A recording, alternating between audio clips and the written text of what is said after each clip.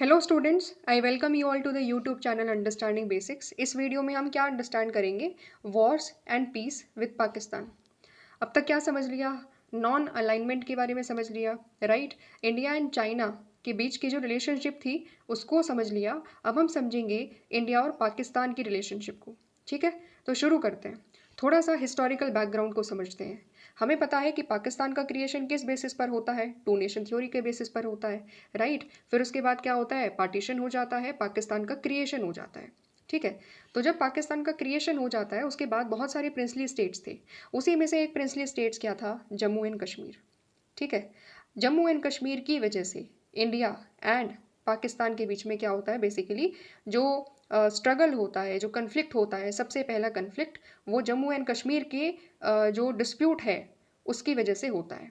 अब जम्मू कश्मीर का डिस्प्यूट क्या हुआ और किस तरीके से बेसिकली अराइज होता है उसको समझते हैं।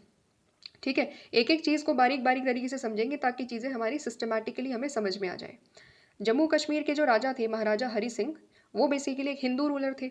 एंड जम्मू कश्मीर की मेजॉरिटी ऑफ द पॉपुलेशन क्या थी? एक मुस्लिम पॉपुलेशन थी। ठीक है, जम्मू कश्मीर के राजा ने बोला कि भाई हम ना इंडिया में जाएंगे ना हम पाकिस्तान में जाएंगे, हम क्या रहेंगे? इंडिपेंडेंट देश बनेंगे। ठीक है, लेकिन पाकिस्तान को ये चीज़ एक्सेप्ट नहीं थी। पाकिस्तान को क्यों एक्सेप्ट नहीं थी? Pakistan being a Muslim dominated country. ठीक है, तो वहाँ पर ज़्यादातर क्या है? वहाँ वहाँ पर ज़्यादातर लोग मुस्लिम हैं। वो एक्सपेक्ट कर रहे थे कि भाई जब जम्मू कश्मीर के लोग भी ज़्यादातर मुस्लिम हैं तो उनका स्टार्टिंग से इच्छा ये थी कि जम्मू कश्मीर पाकिस्तान का पार्ट बनना चाहिए। लेकिन जम्मू कश्मीर के राजा ने तो इस चीज़ से मना कर दिया था। तो जब डायरेक्टली जम्मू कश्मीर खुद आकर के पाकिस्तान में नहीं जुड़ पाया तो पाकिस्तान ने क्या करा? पाकिस्तान की स्टार्टिंग से ही इच्छा थी कि जम्मू कश्मीर को एक तरीके से क्या करा जाए? इंटीग्रेट किया जाए पाकिस्तान के साथ। तो पाकिस्तान ने क्या करा? पाकिस्तान ने 1947 में अटैक करा। किसके ऊपर? जम्मू कश्मीर के ऊपर। कैसे अटैक किया? पाकिस्तान ने डायरेक्टली अपनी आर्म्ड फोर्सेस को नहीं भेजा जम्मू कश्मीर में।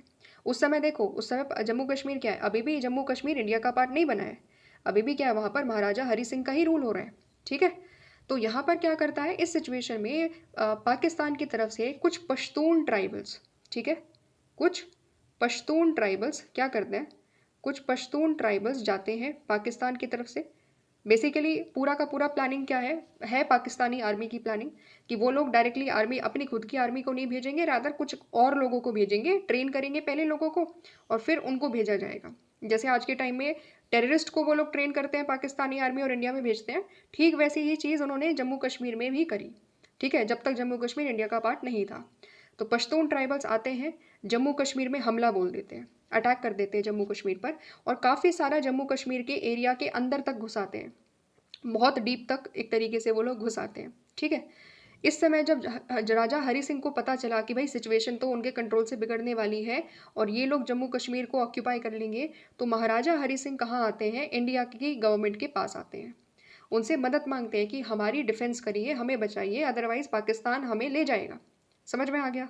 तो फिर क्या होता है? इंडिया गवर्नमेंट क्या करती है? इंडिया गवर्नमेंट कहती है कि देखिए महाराजा हरि सिंह, जब तक आप इंडिया का पार्ट नहीं बनोगे, जब तक आप इंस्ट्रूमेंट ऑफ एक्सेशन साइन नहीं करोगे, तब तक इंडिया की फोर्सेस आपकी टेरिटरी में नहीं आ सकती। तो महाराजा हरि सिंह ने क्या बोला? लाओ लाओ फटाफट से हम साइन करते हैं। एंड फाइनली क्या कर दिया जाता है? वो सिग्नेचर कर दिया जाता है and finally Jammu Kashmir India का पार्ट बन जाता है। ठीक है, कुछ ऑटोनॉमी की शर्त भी दी थी, कुछ ऑटोनॉमी दिया था जम्मू कश्मीर में, उसके बारे में बाद में डिस्कशन कर लेंगे। लेकिन यहाँ पर हमें इतना चीज़ यहाँ तक हमें समझना है। ठीक है, तो जब जम्मू कश्मीर इंडिया का पार्ट फॉर्मली बन गया तो इंडिया ने क्या भेजी? इंडिया ने अपनी आर्मी भेजी और जम्मू कश्मीर को क्या कराया? एक तरीके से जम्मू कश्मीर से जो पश्तून ट्राइबल्स थे उनको मार मार के भगाया। एंड फाइनली क्या होता है? जम्मू कश्मीर पर जो इस तरीके से अटैक होता है वो चीज़ें यहाँ पर रिजॉल्व हो जाती है। ठीक है, तो यही चीज़ क्या है? ये जो जम्मू कश्मीर के ऊपर जो डिस्प्यूट है, ये इंडिया और पाकिस्तान की रिलेशनशिप की बिगिनिंग को शो कर रहा है कि इंडिया और पाकिस्तान की रिलेशनशिप कोई आसान या स्मूथ रिलेशनशिप नहीं थे, कोई फ्रेंडली रिलेशनशिप नहीं थे। वो तो स्टार्ट ही डिस्प्यूट से हुए थे। वो तो स्टार्ट ही डिस्प्यूट से हुए थे। पहले तो पार्टीशन की वजह से डिस्प्यूट हुआ पंजाब में, और जो वेस्ट बंगाल है वहाँ पर क्या हो रहा है? वहाँ पर बहुत ज़्यादा कम्युनल क्लैशेस हो रहे थे। पहले तो वो चीज़ हो रही थी और फिर जम्मू कश्मीर के ऊपर डिस्प्यूट चल रहे थे। तो जब स्टार्टिंग ही इतनी ज़्यादा वायलेंस से भरी हुई है, तो फिर ऑब्वियस सी बात है कि धीरे-धीरे क्या होगा, धीरे-धीरे भी सिचुएशन आगे भी कुछ वैसी ही होगी और इंडिया और पाकिस्तान के केस में सिचुएशंस आगे जब हम आगे स्टडी करेंगे तो हमें पता चलेगा कि भई काफ़ी सारे वॉर्स भी हो गए। ठीक है? तो ये चीज़ होती है। यही चीज़ यहाँ पर बताई गई है कि कैसे एक प्रॉक्सी वॉर होती है इंडिया और पाकिस्तानी आर्मीज़ के बीच में जम्मू कश्मीर को लेकर के 1947 में। तो जब आज़ाद हुआ और जम्मू कश्मीर नहीं चाह रहा था पाकिस्तान का पार्ट बनना, ना वो इंडिया का पार्ट बनना चाह रहा था, तो पाकिस्तान ने ज़बरदस्ती एक तरीके से उसको इंटीग्रेट करने की कोशिश करी एंड इंडिया का जब वो पार्ट बन गया तो इंडियन आर्मी ने फिर वहाँ के लोगों को भगाया, पश्तून ट्राइबल्स को भगाया एंड इंडिया में एक तरीके से फिर जम्मू कश्मीर इंटीग्रेट हो गया। ठीक है? तो ये सारी चीज़ें थी। इसके बाद अगर आप देखोगे तो सेकंड इम्पॉर्टेंट चीज़ है, यहाँ से हमने क्या समझा कि इंडिया और पाकिस्तान की जो रिलेशनशिप है, स्टार्टिंग से ही क्या रही है, डिस्प्यूट से भरी हुई रही है, ख़ास तौर पर जम्मू कश्मीर के इश्यू को लेकर के। और ये चीज़ ऐसी नहीं है कि पाकिस्तान ने केवल 1947 में ट्राई करा जम्मू कश्मीर को पाकिस्तान का पार्ट बनाने का। वो बार-बार ट्राई करेगा, 1965 में जो वॉर होती है, उसमें भी हम देखेंगे। ये सारी चीज़ें बार-बार होती है। ठीक है? तो आगे हम स्टडी करेंगे। तो ये तो हो गया डिस्प्यूट की बात। क्या कोई ऐसा एरिया नहीं है जो इंडिया और पाकिस्तान के बीच में कॉपरेशन शो करता हो? क्या कोई भी छोटा-सा भी एरिया नहीं है क्या जहाँ पर कॉपरेशन होता हो? तो ऐसी बात नहीं है। कॉपरेशन भी है। कॉपरेशन कहाँ है? Both the governments worked together to restore the women abducted during partition to their original families. ऐसी विमेन जो बेसिकली जिनका अपहरण कर लिया गया था, जो अपनी फैमिली से अलग हो गई थी, तो पार्टीशन के दौरान जब मूवमेंट्स हो रही थी, तो काफ़ी सारी विमेन जो थी अपनी फैमिली से जुदा हो गई थी। तो उनको भी क्या कराया गया, उनको अपनी फैमिली से एक तरीके से मिलाया गया। ठीक है? फिर सिमिलरली तो ये तो होता है पहला कॉपरेशन का एरिया। दूसरा कॉपरेशन का एरिया क्या होता है, इंडिया पाकिस्तान के बीच में इंडस वाटर ट्रीटी साइन करी जाती है। ठीक है? किसके मीडिएशन से? वर्ल्ड बैंक की प्रेजेंस में इंडिया और पाकिस्तान क्या करते हैं, इंडस वाटर ट्रीटी को साइन करते हैं। कौन कौन साइन करता है भाई? नेहरू इंडिया की तरफ से और वहाँ पाकिस्तान की तरफ से जनरल अयूब खान। कौन से ईयर में? 1960 में। इंपॉर्टेंट है ये डेफिनेशन और मतलब इंपॉर्टेंट है ये जो फैक्ट है और साथ ही साथ में जो इंडस वाटर ट्रीटी है इसके ऊपर क्वेश्चन आ सकता है कि कब साइन हुई। तो it was signed by Nehru and general Ayub Khan Pakistan के तरफ से थे। 1960 में बेसिकली ये साइन हो जाती है। ठीक है? यहाँ तक चीज़ें समझ में आ गई। लेकिन आज के टाइम में क्या हो रहा है? Despite all ups and downs in the Indo Pakistan relation this treaty has worked well. क्या आज के टाइम में हम ये कह सकते हैं कि इंडस वाटर ट्रीटी है क्या वो अच्छी तरीके से काम कर रही है? नहीं, क्योंकि हमें पता है कि बेसिकली इंडियन गवर्नमेंट ने क्या कर दिया है, इंडियन गवर्नमेंट ने इंडस वाटर ट्रीटी को सस्पेंड कर दिया है। ठीक है? पहले तो थोड़ा सा समझ लेते हैं कि इंडस वाटर ट्रीटी आखिरकार क्या बात कर रही है। इंडस को अगर आप देखोगे, सिंधु नदी को अगर आप देखोगे ना, तो उसकी मल्टीपल ट्रिब्यूटरीज भी है। ठीक है? काफ़ी सारी ट्रिब्यूटरीज है। तो हमने क्या करा, इंडस वाटर ट्रीटी में क्या डिसाइड किया गया कि जो 3 नदियाँ हैं, 3 नदियाँ कौन-कौन सी? पहली नदी है इंडस, ठीक है? दूसरी नदी है झेलम और तीसरी नदी है चिनाब। तो ये जो 3 रिवर है ना, ये 3 रिवर एक तरीके से हमने बोला कि इस पर पाकिस्तान का जो कंट्रोल है वो स्टैब्लिश हो जाएगा। और जो बाकी 3 अदर रिवर्स है, बाकी 3 रिवर्स कौन-सी है? जैसे रावी है, ब्यास है, सतलुज है, ठीक है? तो ये हम लोगों ने क्या करा, ये इन सब का जो पानी है, उन सब का जो पानी पर जो कंट्रोल है, वो किसका है? वो इंडिया का है। तो इस तरीके से हमने क्या कर रखा है, रिवर्स को डिस्ट्रीब्यूट कर रखा है कि भाई ये 3 रिवर्स का कंट्रोल और पानी वगैरह का यूज़ ज़्यादा कौन करेगा भाई? पाकिस्तान करेगा। ठीक है? और बाकी जो 3 रिवर्स है, रावी हो गया, ब्यास हो गया, सतलुज हो गया, तो ये सारी की कंट्रोल कौन करेगा? इंडिया करेगा। तो इस तरीके से हमने जो पूरा इंडस वाटर है और जो अदर ट्रिब्यूटरीज हैं इंडस की, उनको हमने इस तरीके से क्या कर रखा था? डिस्ट्रीब्यूट कर रखा था। लेकिन क्या हुआ, जब से जब पाकिस्तान की तरफ से जम्मू कश्मीर में दोबारा से अटैक होता है पहलगाम पर, ठीक है? अभी आपको ये चीज़ पता भी होगी। तो जब पहलगाम पर अटैक होता है एंड टूरिस्ट को मार दिया जाता है, ठीक है? फिर उसके बाद क्या होता है? फिर उसके बाद इंडियन गवर्नमेंट ये काफ़ी स्ट्रॉन्ग स्टेप लेती है, स्ट्रैटेजिक स्टेप लेती है कि वो क्या करेगी, जो इंडस वाटर ट्रीटी है उसको सस्पेंड कर दिया जाएगा। ठीक है? तो ये ट्रीटी अभी एट प्रेजेंट क्या है? सस्पेंडेड है। आगे अगर कुछ और होगा तो हमें समझ में आएगी कि भाई क्या रिसेंट डेवलपमेंट है, लेकिन अभी at present after this particular incident हमें ये पता है कि ये ट्रीटी क्या करी जा चुकी है? सस्पेंड करी जा चुकी है। ठीक है? तो ये चीज़ें हैं, राइट? तो देखो सिचुएशन क्या है ना कि अब तक बहुत ज़्यादा ऐसा नहीं है कि मतलब इंडिया पहली बार कोई टेररिस्ट अटैक फेस कर रहा हो पाकिस्तान की तरफ से। ऐसा पहली बार तो नहीं है। काफ़ी बार, अनगिनत बार इंडिया ने क्या करा है, इंडिया का एक तरीके से ब्लड शेड हुआ है because of Pakistan supporting terrorism. तो फाइनली हमने क्या डिसाइड करा, अब तक हम लोगों ने ये इंडस वाटर ट्रीटी को एक तरीके से सस्पेंड नहीं करा था, हम उसको फॉलो करते हुए आ रहे थे। लेकिन जब एक तरीके से चीज़ें सब कुछ क्रॉस कर जाती है ना, तो फिर एक्शन भी ऐसा लेना पड़ता है कि जो सबसे बड़ा एक्शन हो। तो इसीलिए क्या किया गया है, इस पर्टिकुलर ट्रीटी को फाइनली, ये जो पर्टिकुलर इंसिडेंट हुआ जो काफ़ी बड़ा इंसिडेंट था, काफ़ी दर्दनाक इंसिडेंट था इंडिया के लिए, तो इसीलिए इस पर्टिकुलर ट्रीटी को क्या कर दिया गया है, सस्पेंड कर दिया गया है। ठीक है। तो सीधी सी बात है, देखो जब सिचुएशन ही स्टार्ट कैसे होता है, इंडिया पाकिस्तान का रिलेशन डिस्प्यूट से शुरू होता है, और वो चीज़ काफ़ी ज़्यादा लंबी लंबी चीज़ें, जो डिस्प्यूट है वो लगातार क्या होता जा रहा है, बढ़ता जा रहा है, बढ़ता जा रहा है। एंड एट प्रेजेंट भी जो हमारी सिचुएशन है वो क्या है, बहुत ज़्यादा अच्छी नहीं कह सकते। इंडिया और पाकिस्तान की रिलेशन काफ़ी ज़्यादा लो रिलेशनशिप है, काफ़ी लो रिलेशनशिप है, डिप्लोमेसी भी बहुत ज़्यादा नहीं कर पा रहे हैं, ये सारी चीज़ें हैं। ठीक है। तो ये तो आज की सिचुएशन की बात रही। उसके बाद क्या होता है, 1947 के बाद क्या होता है कि पाकिस्तान दोबारा से ट्राई करता है। 1965 में वॉर होती है दोबारा से पाकिस्तान के साथ, क्यों होती है और उसके पीछे का कॉन्टेक्स्ट क्या है उसको थोड़ा सा समझते हैं। तो जब लाल बहादुर शास्त्री इंडिया के प्रधानमंत्री बन जाते हैं, तो अप्रैल 1965 में पाकिस्तान क्या करता है, दोबारा से एक आर्म्ड अटैक करता है। कहाँ पर करता है, जो रन ऑफ कच्छ का जो इलाका है गुजरात में, वहाँ पर अटैक करता है। साथ ही साथ में गुजरात पर अटैक करने के बहाने एक्चुअली में रियल क्या था, रियल था बेसिकली वो ज़्यादा बड़ा ऑफेंस करना चाह रहा था, कहाँ, जम्मू कश्मीर में। ठीक है। तो देखो पहले क्या करा, पहले गुजरात पर अटैक करा, तो ये बेसिकली एक कहने के लिए अटैक था, और इसलिए किया गया क्योंकि वो चाह रहे थे, पाकिस्तान चाह रहा था कि इंडिया का पूरा फोकस गुजरात के डिफेंस में हो जाए। ठीक है। क्योंकि पाकिस्तान की आर्मी की तरफ से यहाँ पर अटैक हुआ, तो इंडिया क्या करेगा, अपनी सारी आर्मी को यहाँ पर डिप्लॉय करने की कोशिश करेगा। लेकिन फिर पाकिस्तान क्या करता है, पाकिस्तान पहले गुजरात पर इसलिए अटैक करता है क्योंकि पाकिस्तान का रियल इंटेंशन था कश्मीर में अटैक करना। तो पहले क्या करेगा, पहले यहाँ पर अटैक कर दिया ताकि इंडिया का फोकस किसकी तरफ हो जाए, गुजरात की तरफ हो जाए। इंडिया ये सोच ही ना पाए कि भाई पाकिस्तान का प्लान दूसरा है, पाकिस्तान रियली में जम्मू कश्मीर में अटैक करना चाहता है। ठीक है। तो फिर क्या होता है, जब गुजरात में ये चीज़ कर देता है तो फिर दूसरे इंडिया के स्टेट्स पर, जो जम्मू कश्मीर है वहाँ पर अटैक करता है।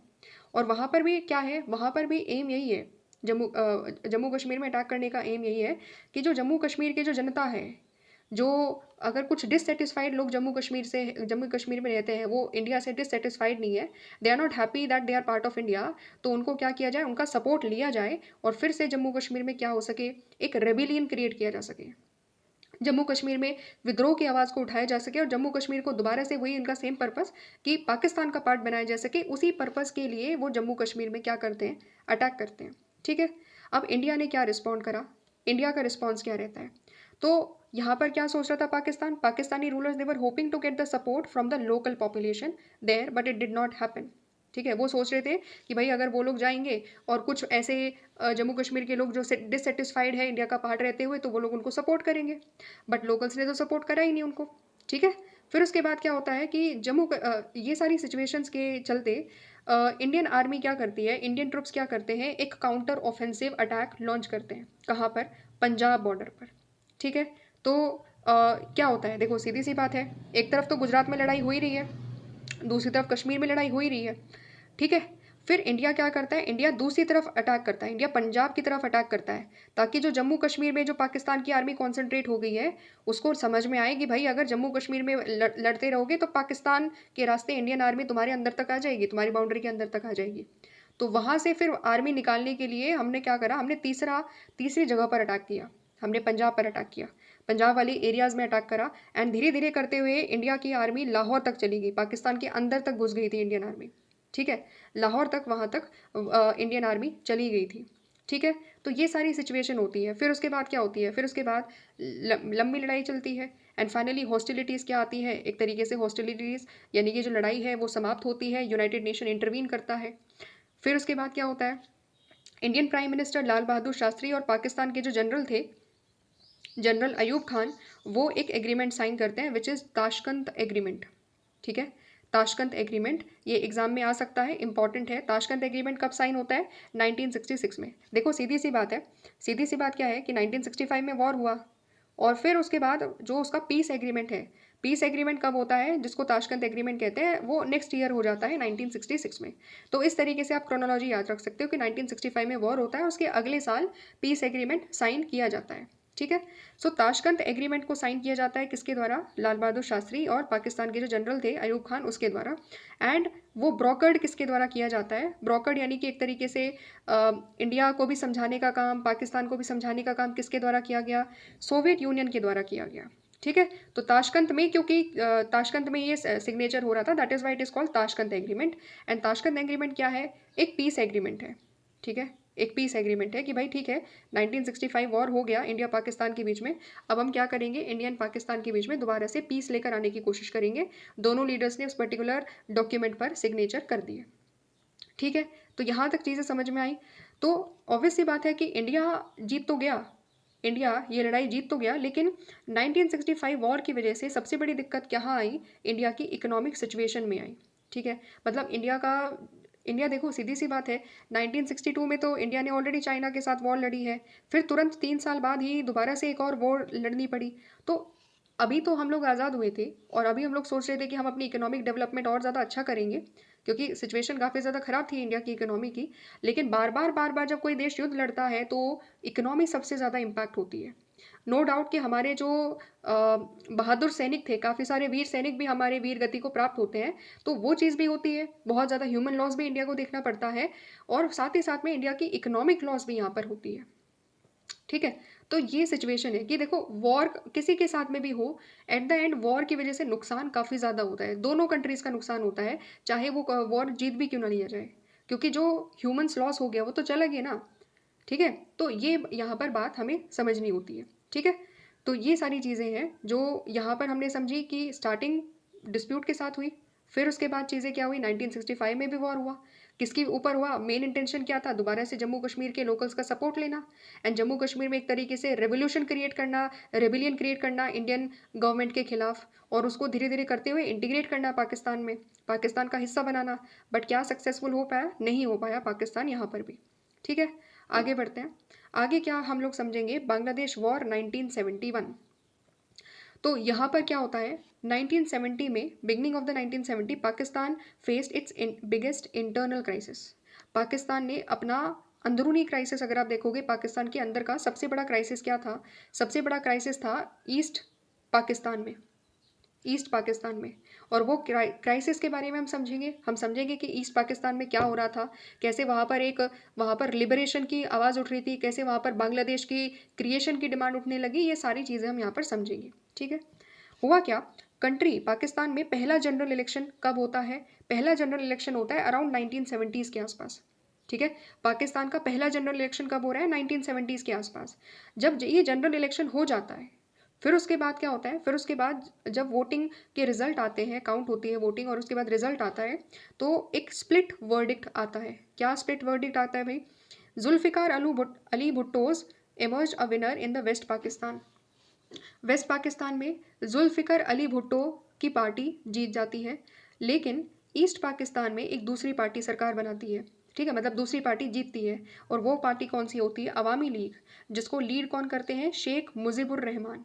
ओके, तो ईस्ट पाकिस्तान में एक दूसरी पार्टी आई, अवामी लीग की वहाँ पर एक तरीके से उसकी पार्टी ने, अवामी लीग पार्टी ने सबसे ज़्यादा एक तरीके से वोट लिया। और वहीं दूसरी तरफ वेस्ट पाकिस्तान में क्या हो रहा है? जुल्फिकार अली भुट्टो की जो पार्टी है वो वहाँ पर क्या कर रही है? वहाँ पर एक तरीके से जीतती है, राइट। फिर उसके बाद क्या होता है? ईस्ट पाकिस्तान में क्या बताया जा रहा है? Bengali population of East Pakistan had voted to protest against the years of being treated as a second-class citizens by the rulers based in West Pakistan.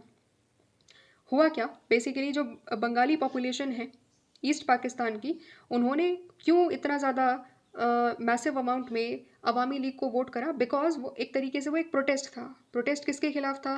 Protest था वेस्ट पाकिस्तान में जो पार्टीज़ हैं, वेस्ट पाकिस्तान में जो गवर्नमेंट है, basically उसके खिलाफ protest था, क्योंकि वो लोग जो ईस्ट पाकिस्तान के जो लोग हैं ना, उनको सेकेंड क्लास सिटीजन्स के तौर पर ट्रीट करते थे। उनको वो लोग इस तरीके से कहते थे कि बंगाली कल्चर तो उनके वेस्ट पाकिस्तान के कल्चर के सामने कुछ है ही नहीं। ठीक है, इस तरीके से चीज़ें हो रही थी, उनको राइट्स भी बहुत ज़्यादा नहीं दिए जाते थे। वहाँ की जो विमेन थी उनके साथ भी डिस्क्रिमिनेशन किया जा रहा था, बच्चों के साथ डिस्क्रिमिनेशन किया जा रहा था, तो काफ़ी ज़्यादा एक तरीके से डिवीजन था। वेस्ट पाकिस्तान अपने आप को सुप्रीम मान रहा था, और ईस्ट पाकिस्तान के लोगों के साथ टॉर्चर करना हो या फिर उनके राइट्स ना देना हो, ये सारी चीज़ें हो रही थी। इसी की वजह से धीरे धीरे क्या हो रहा था, ईस्ट पाकिस्तान के लोग अपने आप को देखने लगे थे कि भाई हम तो वेस्ट पाकिस्तान से अलग है, we are not the part of West Pakistan, क्योंकि वेस्ट पाकिस्तान हमसे बहुत ज़्यादा डिस्क्रिमिनेट तरीके से ट्रीटमेंट कर रहा है। ओके, लेकिन Pakistan rulers were not willing to accept the democratic verdict. Pakistan rulers ने इस पर्टिकुलर वर्डिक्ट को माना ही नहीं। उन्होंने माना ही नहीं कि भाई वहाँ पर तो अवामी लीग की जो पार्टी है वो जीती है, उन्होंने नहीं माना। ठीक है, और फिर उसके बाद क्या बोला जा रहा है, nor were they ready to accept the Awami League's demand for federation. तो अवामी लीग कुछ राइट्स की डिमांड कर रही थी कि भाई वहाँ पर जो ईस्ट पाकिस्तान के लोग हैं वो कुछ स्पेशल राइट्स की डिमांड कर रहे हैं, उनको और ज़्यादा राइट्स चाहिए, उनको पावर शेयरिंग दो। लेकिन ये डिमांड भी क्या वेस्ट पाकिस्तान ने मानी? नहीं, वहाँ पर भी ये वाली डिमांड भी वहाँ पर नहीं मानेगी। इंस्टेड होता क्या है, 1971 में पाकिस्तानी आर्मी अरेस्ट कर लेती है शेख मुजीबुर रहमान को, जो उनके लीडर थे, पूरे के पूरे एक तरीके से ईस्ट पाकिस्तान के पॉपुलर लीडर बन चुके थे तब तक शेख मुजीबुर रहमान। उनको क्या कर लिया जाता है, अरेस्ट कर लिया जाता है, and unleashed a reign of terror in on the people of East Pakistan. East Pakistan के लोगों पर एक तरीके से बहुत ज़्यादा अत्याचार करना पाकिस्तानी आर्मी शुरू कर देती है। ठीक है, फिर उसके बाद यहाँ पर क्या बताया गया है, इसके रिस्पॉन्स में जब लोगों पर बहुत ज़्यादा अत्याचार होने लगा, लोगों को लगा कि भाई हमने वोट किसको करा है, हमारा जो लीडर है वो कौन है, शेख मुजीबुर रहमान है, लेकिन उनको तो अरेस्ट कर लिया गया, उनको तो अलाउ नहीं किया जा रहा कि वो लोग यहाँ पर गवर्नमेंट बनाए। तो लोगों के अंदर और ज़्यादा आग भड़की और उन्होंने क्या करा, they started struggling to liberate the Bangladesh. उन्होंने आवाज़ उठानी चालू करी कि हम लोग क्या होना चाहते हैं, पाकिस्तान से अलग होना चाहते हैं, एक दूसरा कंट्री बनाना चाहते हैं, बांग्लादेश। ठीक है, तो ये बहुत ज़्यादा सिचुएशन हुई और पाकिस्तान की आर्मी तो ऑब्वियस सी बात है कि वो लोग तो ऐसा नहीं होने देंगे, तो वो लोग लोगों को मार रहे थे, पीट रहे थे। इसकी वजह से बहुत सारे लोग क्या कर रहे थे, जो बांग्लादेश में मतलब ईस्ट पाकिस्तान में रह रहे थे, तो वो इंडिया में आ रहे थे। 1971 में अगर आप देखोगे, इंडिया के पास लगभग 80 लाख रेफ्यूजी आ चुके थे ईस्ट पाकिस्तान से। एंड वो इंडिया के जो नेबरिंग एरियाज़ है, इंडिया में जो अलग अलग स्टेट्स है, खास तौर पर जो इंडिया के जो नॉर्थ ईस्ट स्टेट्स है, बंगाल का रीजन हो गया, मतलब जो भी बांग्लादेश के बाउंड्रीज एरियाज़ है इंडिया में, तो वहाँ पर वो लोग सेटल हो चुके थे। तो इसकी वजह से इंडिया के लोगों को भी प्रॉब्लम हो रही थी कि भाई इतने सारे लोग इंडिया में आ चुके हैं, और ख़ास तौर पर इंडिया का जो नॉर्थ ईस्ट है उनके लोगों का तो वहाँ के लोगों का जो हमारा कल्चर है तो वो काफ़ी ज़्यादा अलग है, and they want to protect their culture. और जब उनको लगा कि भाई ये दूसरी कंट्री के लोग आ रहे हैं, तो उनको लगा कि इनके कल्चर को खतरा हो सकता है। तो इसकी वजह से इंडिया में भी जो स्टेबिलिटी थी वो अफेक्ट हो रही थी। इंडिया में इंटरनल स्टेबिलिटी आ रही थी और पॉपुलेशन का बर्डन तो इंडिया में बढ़ता ही जा रहा था। तो इंडिया को लगा कि भाई अगर तुम्हारी इंटरनल प्रॉब्लम है, तुम रिजॉल्व करो ना उसको। अगर इंडिया का इंटरेस्ट अफेक्ट हो रहा है, अगर इंडिया में अंदर लोग आ रहे हैं, तो इंडिया को भी इसमें इंटरवीन करना पड़ेगा किसी ना किसी तरीके से, क्योंकि प्रॉब्लम भले ही पाकिस्तान की हो, भले ही ईस्ट पाकिस्तान की हो, लेकिन उसकी वजह से इंडिया में तो प्रॉब्लम आ रही है ना। इंडिया की इंटरनल स्टेबिलिटी अफेक्ट हो रही है, इंडिया के लोग रेजिस्ट कर रहे हैं कि भाई इतने सारे रेफ्यूजी इंडिया में आ गए हैं, ये सारी चीज़ें हो रही थी। ठीक है, फिर उसके बाद क्या होता है, India extended moral and material support to the freedom struggle in Bangladesh. India क्या कर रहा था, इंडिया बेसिकली एक तरीके से मॉरल और मटेरियल सपोर्ट प्रोवाइड कर रहा था बांग्लादेश में जो फ्रीडम स्ट्रगल चल रही थी, कि उसमें हम सपोर्ट कर रहे थे कि भाई ये चीज़ें जो हो रही है, पाकिस्तानी आर्मी जिस तरीके से वहाँ के लोगों पर जुल्म कर रही है, तो हम उस चीज़ के खिलाफ थे। And we were supporting the freedom struggle जो पाकिस्तान में चल रही थी, बांग्लादेश का क्रिएशन की जो आवाज़ उठा रही थी, तो इंडिया उसको सपोर्ट कर रहा था। और पाकिस्तान ने क्या करा, पाकिस्तान ने इंडिया को एक्यूज़ करा कि भाई वो क्या कर रहा है, इंडिया क्या कर रहा है, एक तरीके से पाकिस्तान को ब्रेकअप करने की कॉन्स्पिरेसी चला रहे हैं। जबकि रियलिटी क्या है, पाकिस्तानी आर्मी जुल्म ढा रही है ना, क्या इंडिया जुल्म ढा रहा था क्या वहाँ पर ईस्ट पाकिस्तान के लोगों पर? नहीं। प्रॉब्लम तो इसकी वजह से इंडिया को हो रही थी, तो इंडिया तो कुछ ना कुछ बोलेगा, क्योंकि इंडिया भी अफेक्ट हो रहा है। राइट, इंडिया के लिए भी ये डोमेस्टिक चैलेंज है और साथ ही साथ एक एक्सटर्नल चैलेंज भी है, क्योंकि इंडिया की बाउंड्री में ही आप इतने सारे लोगों को मार रहे हो, ये सारी चीज़ें हो रही है। तो इसकी वजह से इंडिया को भी सोचना पड़ा कि भाई कुछ ना कुछ तो इस प्रॉब्लम को रिजॉल्व करने के लिए कुछ ना कुछ स्टेप्स तो उठाने पड़ेंगे, क्योंकि इंडिया भी अफेक्ट हो रहा है यहाँ पर।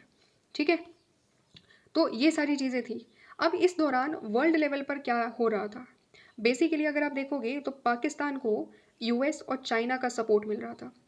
ठीक है, और हमें यहाँ पर क्या जानना है कि जो हेनरी किसिंजर थे, उन्होंने क्या करा, basically he was an advisor to the US president Richard Nixon के, वो एडवाइज़र थे। वो एक सीक्रेट विजिट करते हैं चाइना में जाते हैं वो वाया पाकिस्तान। ठीक है, फिर उसके बाद क्या बोला जा रहा है कि in order to counter the US Pakistan China axis, basically US, Pakistan और चाइना, ये तीनों एक तरीके से एक साथ आ चुके थे। पाकिस्तान मतलब चाइना हो चाहे यूएसए हो, वो दोनों के दोनों पाकिस्तान को सपोर्ट करने के लिए बिल्कुल रेडी थे कि भाई अगर इंडिया कुछ गलत करेगा या फिर इंडिया के खिलाफ अगर तुम्हें कुछ सपोर्ट चाहिए तो हम देने के लिए बिल्कुल तैयार हैं। तो जब एक तरफ ये तीनों के तीनों लोग आ चुके हैं, तीनों कंट्रीज आ चुकी हैं, तो फिर इंडिया इंडिया को भी क्या करना पड़ा, इंडिया को भी देखना पड़ा, इंडिया को भी देखना पड़ा कि हम किसके पास जा सकते हैं, हम किससे सपोर्ट ले सकते हैं। इसी चीज़ के चलते इंडिया क्या करता है, 20 ईयर्स की treaty of peace and friendship sign करता है। 20 years treaty of peace and friendship with Soviet Union in August 1971। किसके पास जाता है इंडिया, 1971 में इंडिया सोवियत यूनियन के साथ treaty of peace and friendship sign करता है, वो भी कितने ईयर्स के लिए, 20 ईयर्स के लिए। ठीक है, इंपॉर्टेंट है, एग्जाम में पूछा जाता है, अंडरलाइन कर लेना अपनी बुक्स में। ठीक है, तो ये चीज़ करी जाती है। और इसके बाद क्या होता है, जब treaty of peace and friendship sign हो गई इंडिया और यूएसएसआर के बीच में, so this treaty assured India of Soviet support if the country faced any attack. अगर इंडिया पर कोई अटैक होगा तो सोवियत यूनियन ने बोला कि सोवियत यूनियन इंडिया की सपोर्ट करने आएगा। समझ में आ गया। तो इस तरीके से हमने क्या करा कि जब हम देख रहे थे कि भाई पाकिस्तान को सपोर्ट करने के लिए तो दो बड़ी बड़ी कंट्रीज़ हैं, इंडिया को कौन सपोर्ट करेगा। तो उस समय इंडिया को क्या लगा, इंडिया को लगा ज़रूरत कि भाई हम क्या कर सकते हैं, यूएसएसआर से सपोर्ट ले सकते हैं। इसी चीज़ को लेते हुए क्या कहा जाता है, इसी चीज़ को लेते हुए कहा जाता है कि जब इंडिया ने यूएसएसआर के साथ ये ट्रीटी साइन कर ली 20 ईयर्स के लिए, तो इंडिया ने क्या कर दिया, अपना जो नॉन अलाइनमेंट वाला जो पॉलिसी था, एक तरीके से उसको उसको एक तरीके से क्या कर दिया, या तो उसको एक तरीके से रिजेक्ट कर दिया, उसको चेंज कर दिया। चेंज क्यों कर दिया, चेंज इसलिए कर दिया क्योंकि यूएसएसआर के साथ एक तरीके से यूएसएसआर का सपोर्ट इंडिया डिराइव कर रहा है। लेकिन नाम में क्या बोला जा रहा था, स्टार्टिंग से नाम में क्या बोला जा रहा था, नाम में ये बोला जा रहा था कि इंडिया क्या करेगा, इंडिया बेसिकली ना यूएसए से यूएसए का जो मिलिट्री अलायंस है उसमें जाएगा और ना यूएसएसआर वाले में जाएगा। लेकिन अब क्या कर रहा है, इंडिया तो खुद बोल रहा है कि भाई हमें तो यूएसएसआर का सपोर्ट चाहिए। तो इस तरीके से बहुत सारे लोगों ने ये बोला कि इंडिया ने क्या करा है, अपना जो नॉन अलाइनमेंट का जो स्टैंड है, जो नॉन अलाइनमेंट की जो फॉरेन पॉलिसी है, वो उससे हट गया है। ठीक है, उससे एक शिफ्ट ले लिया इंडिया ने, उससे क्या ले लिया है, एक शिफ्ट ले लिया है, and it is going closer to USSR. इस तरीके से भी चीज़ें उस समय बताई गई। ठीक है, उसके बाद क्या होता है, उसके बाद यहाँ पर अगर आप देखोगे तो सिचुएशन धीरे धीरे इंडिया और पाकिस्तान के बीच की रिलेशनशिप धीरे धीरे और ज़्यादा टेंशन्स बढ़ने लग जाती है, मिलिट्री बिल्डअप होने लगता है, एंड फाइनली जो वॉर होता है वो शुरू हो जाता है। There was a full scale war between India and Pakistan, जो दिसंबर 1971 में शुरू हो जाता है। ठीक है, पाकिस्तान के जो एयरक्राफ्ट थे वो अटैक करते हैं पंजाब में और राजस्थान में, और आर्मी क्या करती है, while the army moved on Jammu and Kashmir front. ठीक है, फिर उसके बाद India retaliated an attack involving the air force, navy and army on both the western and the eastern front. India क्या करता है, इंडिया रिटेलिएट करता है। ठीक है, तो इंडिया कैसे रिटेलिएट करता है, वेस्टर्न और ईस्टर्न फ्रंट पर क्या करेगा, इंडिया की जो सारी की सारी जो मिलिट्री थी, एयरफोर्स, नेवी या आर्मी, तो वो वेस्टर्न और ईस्टर्न फ्रंट पर दोनों तरफ, मतलब वेस्टर्न फ्रंट का मतलब क्या है, जो यहाँ पर वेस्ट पाकिस्तान है ना, इस वाले इलाके में भी इंडिया की आर्मी भी है, पूरी मिलिट्री है यहाँ पर, आर्मी एक तरीके से, नेवी, एयरफोर्स, और इधर जो ईस्ट पाकिस्तान है इस तरफ भी आर्मी भी है, मिलिट्री भी है, और मतलब पूरा आर्मी है, नेवी है, एयरफोर्स है। तो दोनों के दोनों फ्रंट्स में हम लोग लड़ रहे हैं, एक तरफ वेस्ट पाकिस्तान से भी लड़ रहे हैं, एक तरफ ईस्ट पाकिस्तान में जो पाकिस्तानी आर्मी है ना, पाकिस्तानी आर्मी है, उनसे यहाँ पर लड़ रहे थे। फिर उसके बाद क्या होता है, 10 दिन के अंदर अंदर इंडियन आर्मी क्या कर लेती है, मतलब इंडियन आर्मी ईस्ट पाकिस्तान में काफ़ी रैपिड तरीके से प्रोग्रेस करती है, काफ़ी रैपिड तरीके से ईस्ट पाकिस्तान के अंदर तक घुस जाती है, एंड पूरे ढाका को, जो ढाका है वहाँ पर, उसको क्या कर लेती है, सराउंड कर लेती है तीनों साइड से। और फिर कुछ समय के बाद पाकिस्तान की जो आर्मी होती है, लगभग 90,000 के आसपास पाकिस्तानी आर्मी के सोल्जर्स सरेंडर कर देते हैं, क्योंकि उनको पता है कि भाई अब रास्ता नहीं है, युद्ध तो जीत ही नहीं सकते वो लोग। ठीक है, तो क्या कर देते हैं वो लोग, सरेंडर कर देते हैं, 90,000 सोल्जर्स के आसपास सरेंडर कर देते हैं, एंड फाइनली इसके साथ में ही क्या हो जाता है, पाकिस्तान का क्रिएशन हो जाता है, पाकिस्तान एक फ्री कंट्री, पाकिस्तान कह रही हूँ, मतलब बांग्लादेश क्या बन जाता है, बांग्लादेश एक फ्री कंट्री बन जाता है। एंड पाकिस्तान जो एक तरीके से दो अलग अलग पार्ट में था, West Pakistan and East Pakistan, फिर वो फाइनली क्या हो जाता है, सीमित हो जाता है वेस्ट पाकिस्तान में, एंड ईस्ट पाकिस्तान क्या बन जाता है, बांग्लादेश बन जाता है। ठीक, तो ये चीज़ें यहाँ तक हम लोगों ने समझी। फिर उसके बाद जैसे कोई भी वॉर होती है ना, तो उसके बाद पीस को इंस्टॉल करने के लिए एग्रीमेंट्स किया जाता है, जैसे ताशकंद एग्रीमेंट किया गया 1966 में। सिमिलरली उसके बाद यहाँ पर क्या किया जाता है, तो 1971 में जो वॉर होती है उसके बाद शिमला एग्रीमेंट किया जाता है। शिमला एग्रीमेंट किसके बीच बीच में होता है, इंपॉर्टेंट है, एग्जाम में आ जाता है, इंदिरा गांधी के बीच में और साथ ही साथ जो जुल्फ़िकार अली भुट्टो है उनके बीच में होता है 1972 में। ओके, तो इसकी वजह से क्या हो जाता है, जो पीस होता है इंडिया और पाकिस्तान के बीच में, वो पीस शिमला एग्रीमेंट लेकर आने की कोशिश करता है। तो जब 1971 में इतनी बड़ी वॉर होती है, सबसे बड़ी बात क्या है कि पाकिस्तान के लगभग 90,000 सोल्जर्स इंडिया के सामने सरेंडर करते हैं, पाकिस्तान हार मान लेता है। तो पूरे देश में, भारत में क्या होता है, भारत में एक तरीके से खुशी की लहर दौड़ती है। ओके, तो काफ़ी ज़्यादा लोग खुश होते हैं and most of the people in India saw this as a moment of glory and a clear sign of India's growing military prowess. तो हमने क्या देखा कि भाई ये हमारे लिए क्या है, प्राइड की बात है कि इंडिया जीत गया। काफ़ी एक तरीके से 10 दिन के अंदर ही इंडिया ने क्या कर लिया, युद्ध जीत लिया। और ये क्लियर साइन है इंडिया की जो मिलिट्री पावर है, इंडिया की जो मिलिट्री पावर ग्रो कर रही थी, इंडिया की मिलिट्री पावर का जो स्ट्रेंथ है, मिलिट्री स्ट्रेंथ है, वो बढ़ रही है, ये इस चीज़ को भी दिखाता है। ओके, और फिर उसके बाद जैसे 1962 में अगर आप देखोगे, 1962 में अगर आप देखोगे तो क्या हो रहा था, 1962 में जब इंडिया वॉर हार गया तो नेहरू के ऊपर भी सवाल उठने लगे। उनकी पर्सनालिटी पर जो ट्रस्ट था लोगों का, उनके ऊपर जो ट्रस्ट था लोगों का, वो भी धीरे धीरे क्या होता है, वो भी काफ़ी अफेक्ट होता है, राइट। तो जब इंदिरा गांधी की वजह से, क्योंकि इंदिरा गांधी उस समय क्या थी, इंदिरा गांधी उस समय प्राइम मिनिस्टर थी, तो जब उस समय इंडिया वॉर जीत जाता है तो फिर लोग एक तरीके से इंदिरा गांधी को काफ़ी ज़्यादा प्रेज करने लगते हैं, राइट। तो हर पर्सनल पॉपुलैरिटी, उनकी जो पॉपुलैरिटी थी वो ये वॉर जीतने के बाद क्या हो जाती है, बहुत ज़्यादा बढ़ जाती है। और फिर उसके बाद 1962 में जैसे आपने देखा होगा कि कांग्रेस काफ़ी सारी क्या करती है, कांग्रेस जब चाइना से हार जाती है इंडिया, तो उसके बाद कांग्रेस काफ़ी सारे बाई इलेक्शंस में डिफीट कर दी जाती है, लोग किसी और पार्टी को वोट करते हैं। तो जब 1971 में एक तरीके से कांग्रेस की गवर्नमेंट की वजह से, इंदिरा गांधी की वजह से ये युद्ध एक तरीके से क्या किया जाता है, उनके द्वारा लीड करा जाता है एंड इंडिया ये पर्टिकुलर युद्ध जीत जाता है। तो फिर इसका फ़ायदा उनको किस में मिला, एक तरीके से इसका रिजल्ट उनकी असेंबली जो इलेक्शंस हो रहे थे इंडिया में उसमें देखने को मिला। After the war assembly elections in most of the states took place, bringing large majorities for the Congress party in many states. तो बहुत सारे जितने भी अलग अलग असेंबलीज में, स्टेट असेंबलीज में इलेक्शन हो रहे थे, तो वहाँ पर क्या किया जाता है, क्योंकि लोग काफ़ी ज़्यादा खुश थे सरकार को लेकर, राइट। और उसके बाद फिर लोग किसके लिए वोट करते हैं, कांग्रेस पार्टी को दोबारा से वोट करते हैं, काफ़ी सारे स्टेट्स में कांग्रेस पार्टी की सरकार बन जाती है। तो ये सारी चीज़ें थी। हमने क्या पढ़ा, पूरी की पूरी जो अब तक जो जो भी हमने कहानी पढ़ी है उसमें इंडिया पाकिस्तान के रिलेशन में ख़ास तौर पर वॉर एंड पीस वाले को, जो पीस के बारे में पढ़ा। वैसे पीस के बारे में तो हमने कम ही पढ़ा, ज़्यादा किसके बारे में पढ़ा है, ज़्यादा हमने वॉर्स के बारे में पढ़ा, राइट। 1947 में जो फर्स्ट वॉर थी उसके बारे में पढ़ा, फिर उसके बाद 1965 में जो वॉर थी उसके बारे में पढ़ा, और 1971 के बारे में जो वॉर 1971 में जो वॉर थी उसके बारे में हमने पढ़ा है, ठीक है। इसके बाद क्या बताया जा रहा है कि वॉर्स तो देखो हमने लड़ ली, लेकिन उसका कॉन्सिक्वेंस इंडिया की इकोनॉमी पर काफ़ी ज़्यादा हुआ।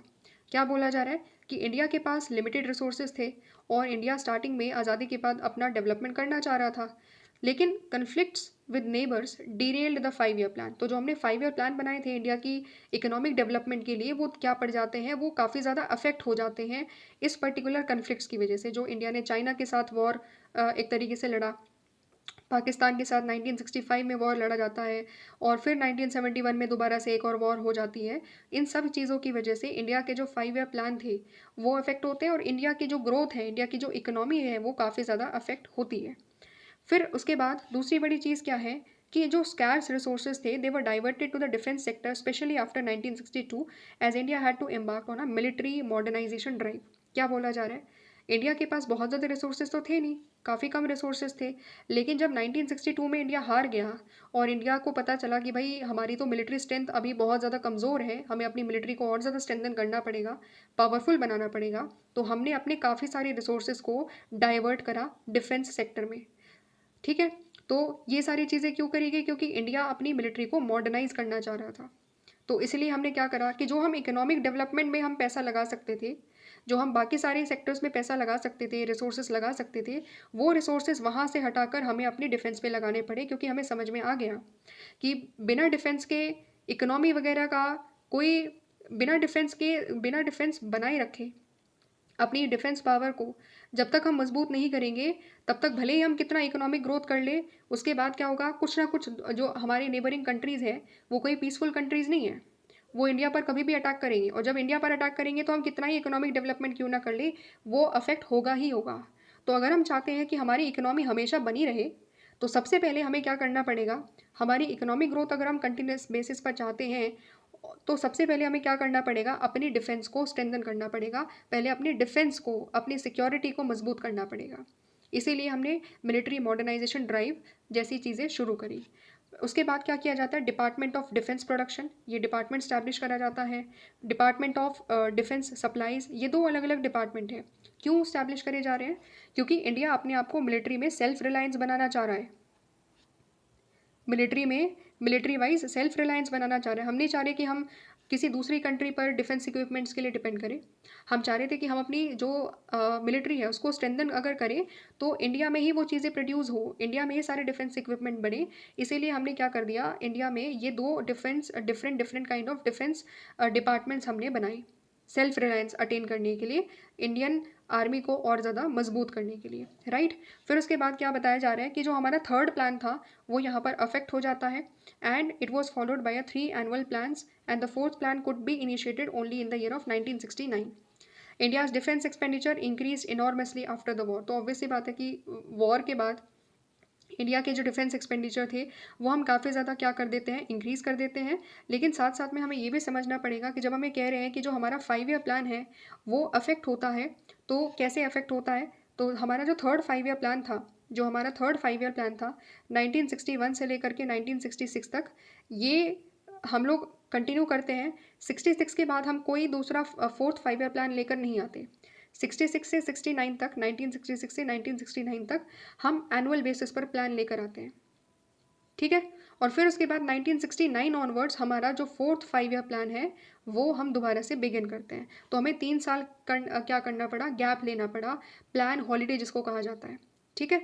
तो ये सारी चीज़ें बताई गई है। बेसिकली ओवरऑल आइडिया है कि इंडिया ने 1962 के बाद से कैसे अपनी मिलिट्री मॉडर्नाइजेशन पर फोकस करा, उसके लिए क्या क्या स्टेप्स उठाए, और पूरा का पूरा जो वॉर का सिनेरियो रहा है, बार बार जो हमने वॉर लड़े हैं, उसकी वजह से इंडिया की इकोनॉमी पर क्या इम्पैक्ट पड़ा, ये चीज़ें हैं जो यहाँ पर बताई गई है, ठीक है।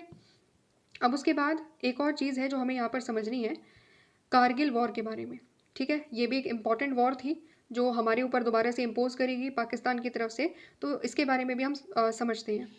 होता क्या है, 1999 में इंडिया की जो एलओसी है, इंडियन साइड ऑफ एलओसी, उसमें क्या होता है, उसमें हम देखते हैं कि कुछ फोर्सेस ऑक्यूपाई कर लेती है इंडियन साइड ऑफ एलओसी की कुछ इंपॉर्टेंट पॉइंट्स को।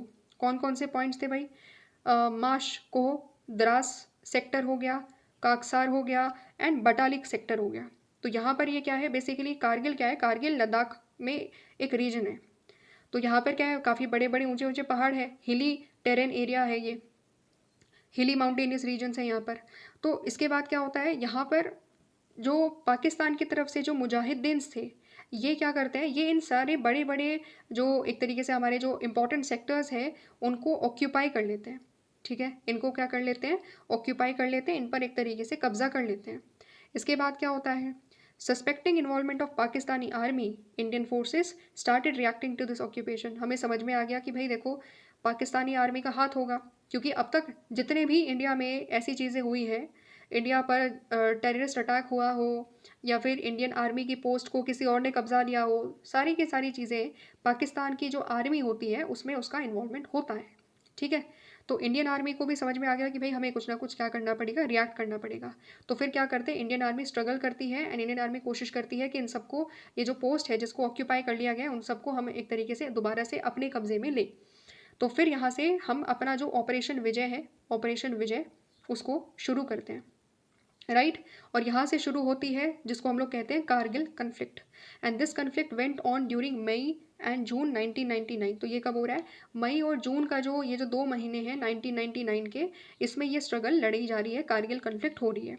फाइनली 26 जुलाई 1999 में India had recovered control of many of the lost points. तो जो पॉइंट्स थे जो इंडिया ने लॉस्ट कर दिए थे वो हमने दोबारा से रिकवर कर लिए। कब रिकवर कर लिए, 26 जुलाई 1999 को। एंड इसी दिन को हम लोग क्या करते हैं, एक तरीके से कारगिल विजय दिवस सेलिब्रेट करते हैं, कारगिल विजय दिवस हम सेलिब्रेट करते हैं, क्योंकि इस दिन तक 26 जुलाई 1999 तक इंडिया ने अपनी जो जितने भी ज़्यादातर जो पॉइंट्स थे जो हमने लॉस्ट कर दिए थे, जहाँ पर मुजाहिदीन का एक तरीके से कब्जा हो गया था, वो हमने इन सबको भगाया एंड इंडिया ने दोबारा से अपनी इन सारी एरियाज़ पर, इन सारे पॉइंट्स पर दोबारा से कंट्रोल स्टैब्लिश कर दिया। इस समय जब कारगिल वॉर चल रहा था तो पूरी दुनिया क्या सोच रही थी? पूरी दुनिया ये सोच रही थी कि भाई इंडिया और पाकिस्तान क्या है, इन दोनों के पास न्यूक्लियर कैपेबिलिटी है, कहीं ये लोग न्यूक्लियर युद्ध ना, एक तरीके से ये जो कन्फ्लिक्ट चल रही है ये न्यूक्लियर वॉर में ना बदल जाए, इस तरीके से सिचुएशन वो लोग सोच रहे थे, बट ऐसा कुछ हुआ नहीं। ठीक है।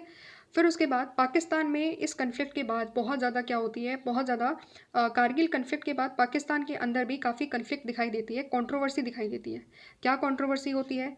जो पाकिस्तान के जो प्रधानमंत्री हैं वो ये कहते हैं कि भाई हमें तो कुछ बताया ही नहीं गया आर्मी चीफ, क्या आर्मी चीफ के द्वारा कि आर्मी, क्योंकि देखो सीधी सी बात है, पाकिस्तान की आर्मी का ही ये पूरा टारगेटेड अटैक था, सब कुछ डिज़ाइन किया गया था कि कैसे वो सारी चीज़ें करेंगे, एंड मुजाहिदीन को भी उन्होंने भेजा था। ठीक है। लेकिन उन्होंने प्रधानमंत्री, जो पाकिस्तान के प्रधानमंत्री है, उसको कुछ बताया ही नहीं, क्योंकि हिस्टोरिकली अगर आप देखोगे तो पाकिस्तान में प्रधानमंत्री की नहीं चलती है, पाकिस्तान में प्रधानमंत्री की चलती ही नहीं है, वहाँ पर किसकी चलती है? पाकिस्तानी आर्मी की चलती है। ठीक है। तो यही चीज़ यहाँ पर बताई गई। तो क्या होता है फिर, गवर्नमेंट ऑफ पाकिस्तान के बीच में और पाकिस्तानी आर्मी के बीच में थोड़ी बहुत कन्फ्लिक्ट हो जाती है, एंड पाकिस्तानी आर्मी क्या करती है, गवर्नमेंट ऑफ पाकिस्तान को एक तरीके से टेक ओवर कर लेती है, एंड आर्मी चीफ जो होते हैं उस समय के जनरल परवेज़ मुशर्रफ, तो वो क्या करते हैं, वो फिर पाकिस्तान की सरकार को हटा देते हैं, एंड फाइनली पाकिस्तान को कंट्रोल करने वाला लीडर कौन होता है? जनरल परवेज़ मुशर्रफ। ठीक है। तो ये चीज़ें समझ में आई। अब यहाँ पर देखो एक चीज़ समझो, एक चीज़ क्या समझनी है कि पाकिस्तान क्या है, स्टार्टिंग से ही अगर आप देखोगे तो पाकिस्तान किस तरीके से क्रिएट हुआ था। पाकिस्तान ये सोच रहे थे कि भाई टू नेशन थ्योरी की वजह से क्रिएट हुआ, एंड जो मुस्लिम्स एरियाज़ थे एक तरीके से उसको क्या कर दिया गया, पाकिस्तान बना दिया गया। ठीक है।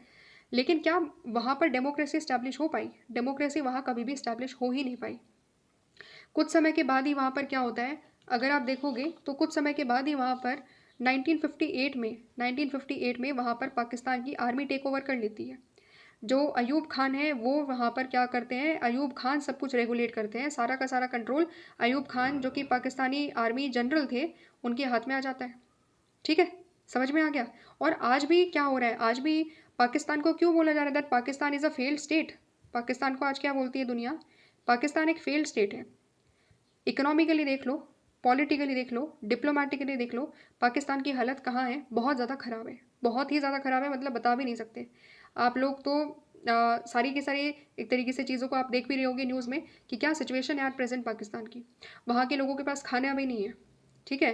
मतलब सिचुएशन इकोनॉमिकली तो बहुत ही ज़्यादा डिग्रेड हो चुकी है। पाकिस्तान के ऊपर चाइना का बहुत ज़्यादा कर्ज है। पता नहीं पाकिस्तान फ्यूचर में रहेगा कि भी नहीं रहेगा, या फिर चाइना बोलेगा कि भाई पाकिस्तान आज से हमारा, ऐसा भी मे बी हो सकता है। तो ये चीज़ें हैं, राइट। तो ये चीज़ें ऐसी क्यों रही? क्योंकि पाकिस्तान में डेमोक्रेसी कभी आ ही नहीं पाई ना। वहाँ पर हमेशा से क्या रहा है, एक तरीके से आर्मी का रियल कंट्रोल वहाँ पर रहा है, और पाकिस्तानी आर्मी का इंटेंशन क्या रहा स्टार्टिंग से? डिस्ट्रक्टिव इंटेंशन रहा उनका, कंस्ट्रक्टिव तो कभी रहा ही नहीं। अगर कंस्ट्रक्टिव होता तो फिर पाकिस्तान की सिचुएशन अच्छी होती आज के टाइम में। लेकिन पाकिस्तानी आर्मी क्या कर रही है स्टार्टिंग से, जो टेररिस्ट है उनको क्या करती है, ट्रेन करती है, लगातार उनको ट्रेन कर रही है, उनको आर्म्स एम्यूनेशन सब कुछ दे रही है, और कह रही है कि जाओ इंडिया में जा करके क्या करो, अटैक करो। और यही चीज़ें पाकिस्तानी आर्मी हिस्टोरिकली आज़ादी के बाद से यही सारी चीज़ें करती हुई आ रही है। ठीक है। तो ये काफ़ी ज़्यादा बड़ी दिक्कत है कि भाई वहाँ पर जो गवर्नमेंट है उनके पास में रियल पावर है ही नहीं, सब कुछ तो आर्मी कर रही है। आर्मी अगर चाहेगी तो कभी भी गवर्नमेंट को हटा देगी, एक सेकंड में हटा देगी, कोई कुछ बोल भी नहीं पाएगा, क्योंकि रियल पावर उन्हीं के हाथ में है। ठीक है। तो ये सिचुएशन है, एंड ये सिचुएशन की वजह से हम समझ सकते हैं कि पाकिस्तान की इंटरनल सिचुएशन काफ़ी ज़्यादा क्या है, ख़राब है।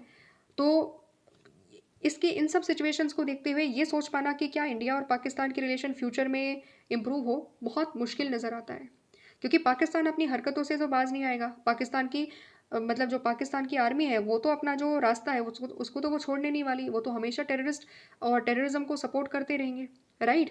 तो इंडिया फिर डिप्लोमेसी किसके साथ करे? पाकिस्तान की गवर्नमेंट के साथ। उनकी तो कुछ चलती भी नहीं है, इसीलिए ये सारी सिचुएशन ऐसी चल रही है। एंड इंडिया एंड पाकिस्तान की जो रिलेशनशिप है वो शायद ही फिर फ्यूचर में कुछ इम्प्रूवमेंट या एक तरीके से लाइट नज़र नहीं आती दोनों की रिलेशनशिप में कि कुछ बेटर हो पाएंगे, क्योंकि बेटर करना भी चाहेंगे तो वहाँ की आर्मी होने नहीं देंगी। समझ रहे हो? तो यही चीज़ें हुई है कि इंडिया के ऊपर जब बार-बार टेररिस्ट अटैक होता है, तो इंडिया बार-बार बातचीत करने की कोशिश करता है, उनको सबूत देता है कि भाई तुमने टेररिस्ट अटैक किया, गलती मानो, लेकिन फिर दोबारा से टेररिस्ट अटैक हो जाता है इंडिया के ऊपर। तो कब तक बातचीत करेंगे? कहीं न कहीं तो सॉल्यूशन एक तरीके से निकालना पड़ेगा, कहीं न कहीं तो कहना पड़ेगा स्टॉप, सब कुछ रुक जाओ, है ना? कब तक डिप्लोमेसी के ज़रिए सॉल्यूशन निकालने की कोशिश करेंगे? तो ये सारी चीज़ें हैं और इसकी वजह इसके साथ-साथ ये जो पूरा का पूरा टॉपिक है वो हो जाता है कंप्लीट। फाइनली हमने क्या अंडरस्टैंड कर लिया कि पाकिस्तान के साथ वॉर्स ज़्यादा रही है एंड पीस की सिचुएशंस या पीस टाइम जो है पाकिस्तान के साथ वो काफ़ी कम रहा है। ठीक है?